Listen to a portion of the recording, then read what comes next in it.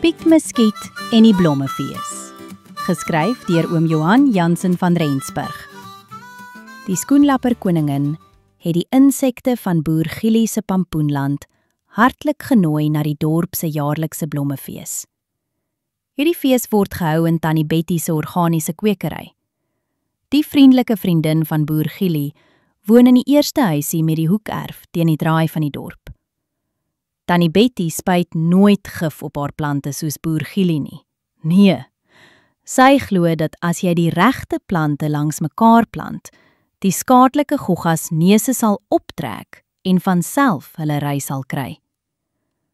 Dit is wonderlik om so baie plante bymekaar te sien groei. Groot dele van die kwekery is geplant onder 'n groennet om die plante te beskerm teen die warm strale van die son. Daar is netjiese rye van alle soorte groente geplant en langs aan die groente die fraaiste blomme. Met die laaste deel van die kwekery in volsin groei 'n groot versameling vetplante. Die skoenlapper koningin se paleis is tussen die blomme. Sy het die insekte een vir een op haar Blommefees WhatsApp groep bygevoeg. Piet Muskiet kan nie glo dat daar 850 insekte op daardie groep kan wees nie. Hy het nog nooit so baie insekte bymekaar gesien nie.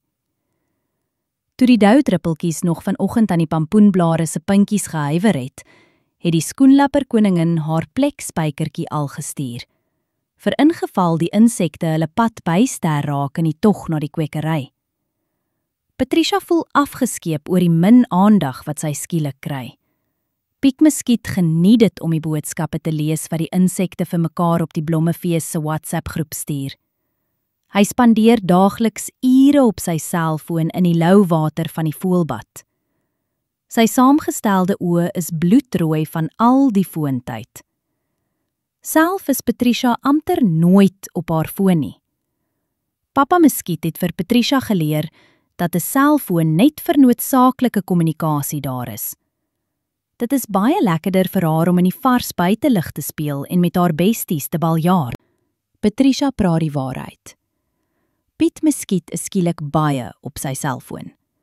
Hy is geïnteresseerd in een gogga wat vir hom 'n vriendskapsversoek gestuur het. Sy naam is Tinus Tinktinkie. Op sy WhatsApp-status herinner hy Piet Muskiet baie aan Ariwari, sy oorlede bestie. My insekte het sulke lang bene soos wat Ariwari gehad het. Piet Muskiet is huiwerig om die vreemdeling se vriendskapsversoek te aanvaar. Sien, Tinus Tinktinkie is nie 'n insek nie. Hy is 'n piepklein voeltjie met 'n grys jassie en 'n swart baantjie om sy skraal nekkie. Sy stertjie wip op en af wanneer hy oor die grasie strippel met sy lang, dun beentjies. Op die foto lyk hy ewe tuis saam met 'n paar vreemde muskiete op die kort groen gras van 'n dorpstuin. Piet Muskiet wonder hoekom hy sy vriend wil wees. Piet Muskiet besluit om sy bestie se opinie te vra aangaande 'n moontlike nuwe bestie. Hy wys vir hulle 'n mooi foto van Tinus Tinktinkie. Jannie de Waal skud sy kop en dink dat hy Ariwari wil vervang. Japie Kromneus is bang hy word uitgelag oor sy krom neus. Patricia vlieg dikmond rond. Hy wil haar nie meer kwaad maak oor so 'n nietigheid nie. Wat moet hy doen? Piet Muskiet beraam 'n plan. In die geheim reël hy 'n ontmoeting met Tinus Tinktinkie op die dorp se Blommefees. Die besties sukkel nogal om die regte plek in die kwekery te kry. Daar is so baie plante, om nie van lekkernye te praat nie. Patricia trek Japie Kromneus aan die poot toe hy by die bye se stalletjie stop. So baie heuning en bye was het hy nog nooit gesien nie. Japie Kromneus smeer saans bye was aan sy skewe snavel. Hy het iewers gelees dat dit sy snavel sag sal maak. Hulle vlieg verby die kruiebeddings.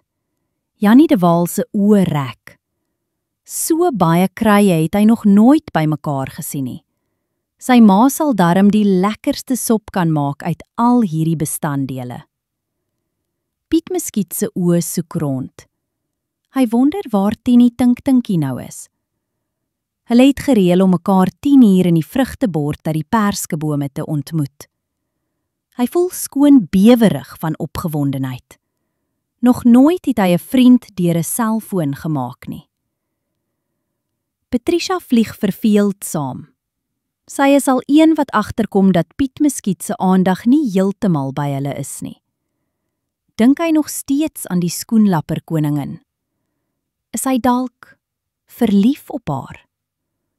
Patricia sluk benoud. Nee, o nee, net nie dit nie.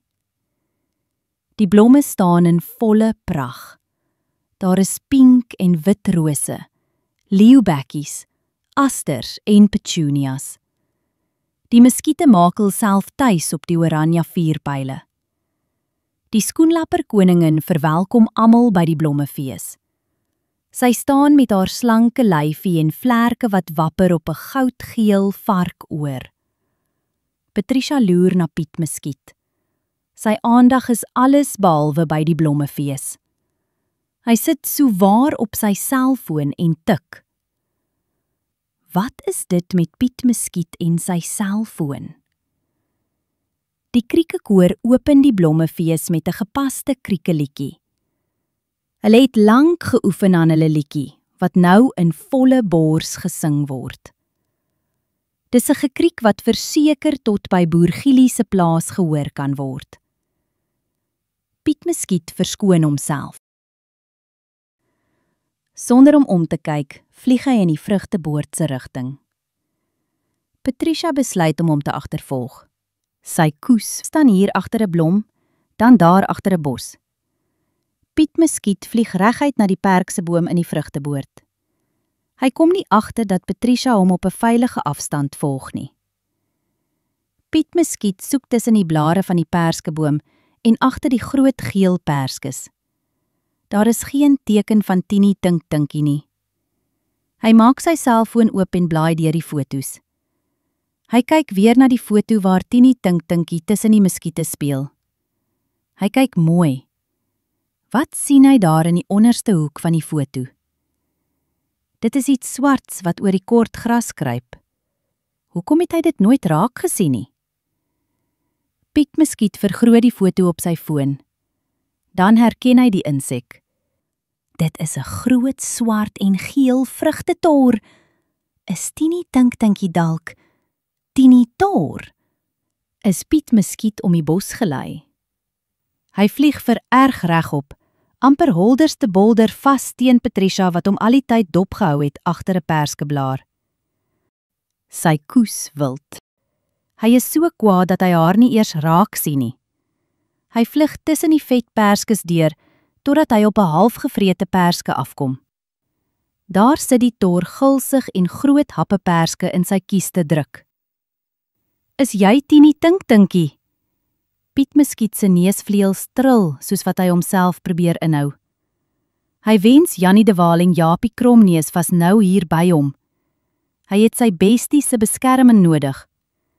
Hy wens Patricia was hier. Sy kon hom nog altyd kalmeer. Nou is hy alleen hier, in 'n vreemde tuin, in 'n vreemde perskeboom. Die dik tor praat so tussen die happe deur. Stukkies perskesap spat teen Piet Muskiet se gesig soos wat die tor lui praat. Dit hang af wie wil weet. Piet Muskiet skep moed. Wel, jy lyk nie soos 'n Tini Tink Tinkie sal lyk nie. Probeer jy my fop? Die tor lag dat sy maag op en afhip. Bly te kenne, ek is Tini Tor.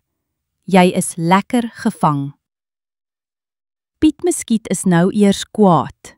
Meer kwaad vir homself as vir hierdie vieslike tor. Hoe kon hy so dom wees? Hoe kon hy toelaat dat iemand hom so bedrieg? Hy gooi sy selfoon dat hy daar trek. Nooit weer sal hy 'n selfoonvriendskap verruil vir ware vriende nie.